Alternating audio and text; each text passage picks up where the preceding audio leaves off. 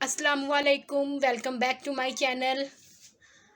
आज हमने exercise 2D का क्वेश्चन नंबर 5 सॉल्व करना है। लेकिन क्वेश्चन को सॉल्व करने से पहले, इसकी स्टेटमेंट को रीड करने से पहले, अगर आपने मेरा चैनल सब्सक्राइब नहीं किया तो प्लीज़ मेरे चैनल को सब्सक्राइब करें और बेल आइकन पे लाजमी प्रेस कीजिएगा। इससे ये होगा कि आप मेरी आने वाली हर वीडियो का नोटिफिकेशन आपको सबसे पहले मिलेगा। ठीक है, तो ये जो क्वेश्चन हम कर रहे हैं फ़िलहाल आजकल में, ये इन्वर्स प्रोपोर्शन से रिलेटेड है। इंशाल्लाह नेक्स्ट हम और भी सॉल्व करेंगे आहिस्ता आहिस्ता।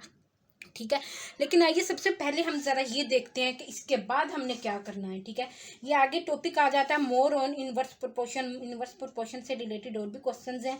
ठीक है, तो इंशाल्लाह 2E रह जाएगी। उसके बाद इंशाल्लाह 2F भी है। उसके बाद क्वेश्चंस की एक्सरसाइज भी है। इंशाल्लाह हम इसमें रिव्यू करेंगे पूरी एक्सरसाइज का, और इसके अलावा हम कंपैरिजन करेंगे इन्वर्स प्रोपोर्शन का और डायरेक्ट प्रोपोर्शन का। बहुत जल्द इससे रिलेटेड वीडियो भी आएगी, जिससे आपको क्लियरली पता चल जाएगा कि इन्वर्स प्रोपोर्शन क्या है और डायरेक्ट प्रोपोर्शन क्या है। ठीक है, इन दोनों में डिफरेंस क्या है, सिमिलरिटीज़ क्या होती हैं। सिमिलरिटी तो वैसे कोई भी नहीं होती, बट फिर भी अगर कोई होती होगी तो इंशाल्लाह हम ज़रूर स्टडी करेंगे। ठीक है, तो उसके अलावा हमने क्या देखना है, उसके बाद हमारा नया चैप्टर शुरू हो जाएगा, expansion of factorisation of algebraic expression. इंशाल्लाह हम बहुत जल्द इस चैप्टर को स्टार्ट करेंगे। ठीक है, तो लेकिन उस सबसे पहले हमने क्या करना है, हमने अपने क्वेश्चन नंबर 5 की तरफ मूव करना है। ठीक है, तो आइए सबसे पहले इसकी स्टेटमेंट को रीड करते हैं। वो क्या कह रहा है, an aircraft flying at the average speed of 770 kilometre per our. वो कह रहा है कि एक जो एयरक्राफ्ट है वो उड़ रहा है 770 किलोमीटर की स्पीड से उड़ रहा है। Takes 15 hours to complete the journey. अपने सफ़र को मुकम्मल करने के लिए वो 15 घंटे लगाता है। ठीक है, वो कह रहा है find the time find out करें अगर एयरक्राफ्ट सेम जर्नी को कंप्लीट करने में उसकी स्पीड कितनी हो, 660 किलोमीटर पर आवर हो। ठीक है, तो आइए अपने क्वेश्चन को सबसे पहले राइट करते हैं, उसके बाद अपने क्वेश्चन को सॉल्व करेंगे। तो सबसे पहले हमने देखना है हमें गिवन क्या क्या है। गिवन, ठीक है, सबसे पहले हमें गिवन स्पीड गिवन है। ठीक है, स्पीड कितनी है, 770 kilometre per our average speed. ठीक है, average speed 770 kilometre per our. ठीक है, और टाइम कितना है, कितने टाइम में जर्नी को कंप्लीट करती है, 15 घंटों में, 15 आवर्स में। ठीक है, ये भी आवर्स में। ठीक है, तो 15 घंटों में अपनी जर्नी को कंप्लीट करती है। अच्छा, आगे उन्होंने कहा कि आपने क्या करना है, टाइम कैलकुलेट करना है। ये क्या है, ये फाइंड आउट है। ठीक है, हम ऊपर पहले लिख लेते हैं फाइंड आउट। ठीक है, फाइंड व्हेन एवरेज स्पीड कितनी होगी, 660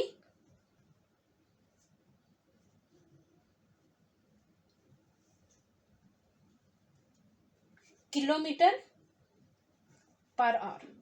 ठीक है, मुझे लगता है कि आपको बहुत सारे क्वेश्चन इसके समझ में आ गए हैं अब तक, इसलिए हम कुछ क्वेश्चंस करेंगे, कुछ नहीं करेंगे। ठीक है, अगर जो नहीं कर रहे हैं हम, अगर आपको उनमें कोई डाउट है, जैसे हमने क्वेश्चन नंबर 4 स्किप किया है, ये बिल्कुल सिमिलर था इन क्वेश्चन के जैसा ही था, जस्ट स्टेटमेंट थोड़ी सी डिफरेंट है। ठीक है, तो अगर आपको ये समझने हैं तो आप मुझे मैसेज करके बता सकते हैं कमेंट सेक्शन में। ठीक है जी, तो सबसे पहले हमने क्या लिखना है कि हमारे पास इन्वर्स प्रोपोर्शन का फार्मूला क्या था, एक्स जो है इन्वर्सली प्रोपोर्शनल है वाई के। ठीक है, एक्स इन्वर्सली प्रोपोर्शनल है वाई के, तो हमने क्या किया, जब प्रोपोर्शनैलिटी कांस्टेंट आ गया, ठीक है, तो ये इस तरीके से लिखा जाएगा। ठीक है, ये 1/y है, इधर आके y हो जाएगा, यानी इधर डिवाइड हो रहा है, लेफ्ट साइड पर आके मल्टीप्लाई हो जाएगा। ये तो आप सबको पता है। ठीक है, तो अब मैंने सबसे पहले ऊपर वाली दोनों वैल्यूज़ को, जो हमारे पास स्पीड भी गिवन है और टाइम भी गिवन है, मैंने ये पुट करके मैंने क्या करना है, मैंने कांस्टेंट की वैल्यू फाइंड आउट करनी है। लेट्स सपोज ये एक्स है। ठीक है, और ये टाइम क्या है, वाई है। ठीक है, तो मैंने क्या किया, मैंने ऊपर वाली इक्वेशन में वैल्यू पुट की, put x is equal to 770 kilometre per hour and y is equal to, जो कि टाइम था, 15 आवर है। ठीक है, इन, इसको इक्वेशन 1 का नाम दिया, इन इक्वेशन 1। ठीक है, अब यहाँ पे वैल्यू पुट करेंगे। उसके बाद हमने क्या करना है, मैंने इक्वेशन लिखी x y is equal to के।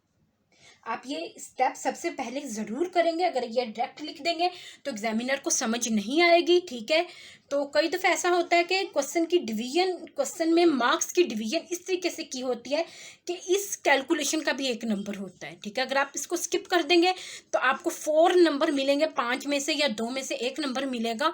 ठीक है, तो हम ये सोच रहे होते हैं बैठ के, पता नहीं हमने, हमारा आंसर तो बिल्कुल सही था, देन हमारा एक नंबर क्यों स्किप हुआ है, एक नंबर क्यों कटा है।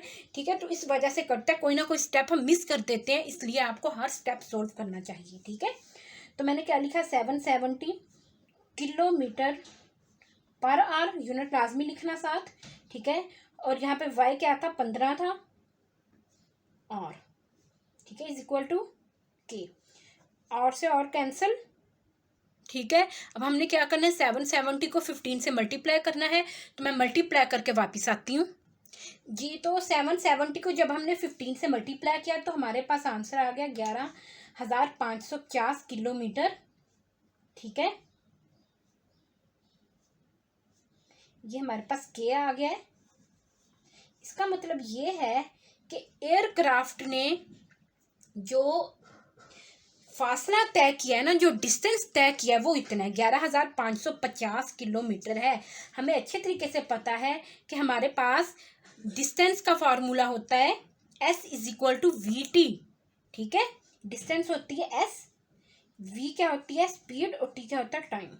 ये स्पीड मल्टीप्लाई टाइम। ठीक है, ये ऊपर भी हमने यही तो लिखा है, ये स्पीड है और ये टाइम है। ठीक है, तो ये वही फार्मूला, आंसर किलोमीटर के आ गया है। अब हमने आगे टाइम की वैल्यू फाइंड आउट करनी है।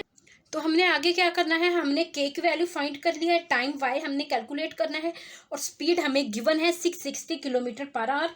ठीक है, तो हमने क्या लिखा, हमने फार्मूला लिखा x multiply by y is equal to k, यही फार्मूला था। ठीक है, तो अब मैंने क्या करना है, मेरे पास एक्स गिवन है, मैंने वाई फाइंड करना है।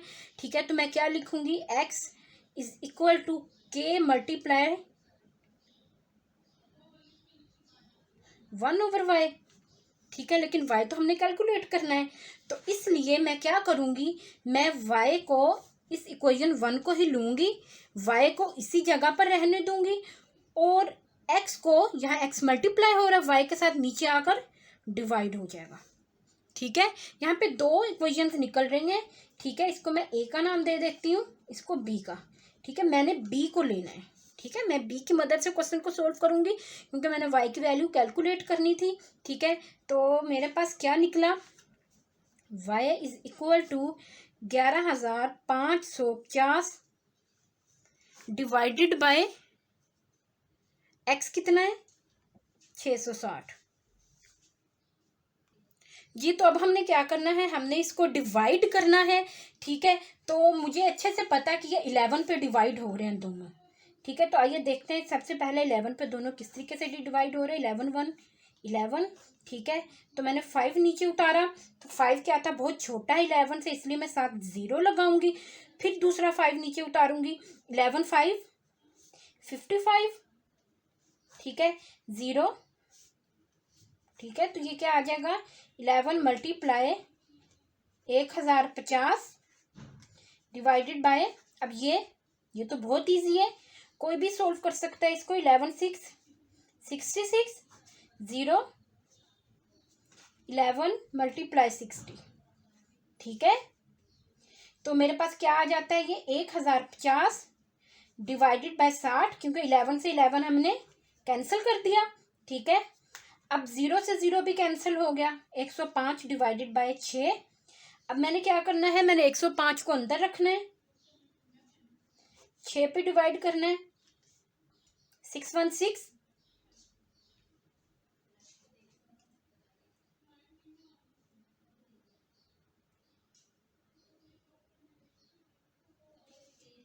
6 7 42 .065 30। तो ये हमारे पास y का आंसर क्या आ जाता है, 17.5। ठीक है, तो ये हमारे पास फाइनल आंसर है। ठीक है, हम इसका एक छोटा सा ग्राफ बना लेते हैं, ग्राफ कह रही हूँ, छोटा सा हम रिव्यू कर लेते हैं कि किस तरीके से ये हमारे पास इन्वर्स प्रोपोर्शन है जी। जब स्पीड 707 किलोमीटर पर आवर थी तब एयरक्राफ्ट ने 15 घंटे में सफ़र तय किया था। ठीक है, और जब स्पीड कम हो गई 660 किलोमीटर पर आवर हो गई तब उसने 17.5 डिस्टेंस तय किया। यहाँ पे स्पीड ज़्यादा थी, टाइम कम लगा था।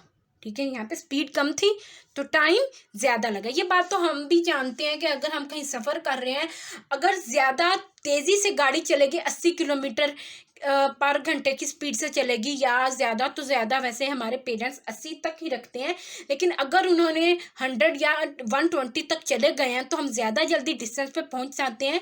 तो ये तो एक मेजर कंसेप्ट है, हर कोई जानता है इसके बारे में। ठीक है, तो इंशाल्लाह मिलते हैं नेक्स्ट वीडियो में, तब तक के लिए दुआओं में याद रखिएगा। अल्लाह हाफिज़।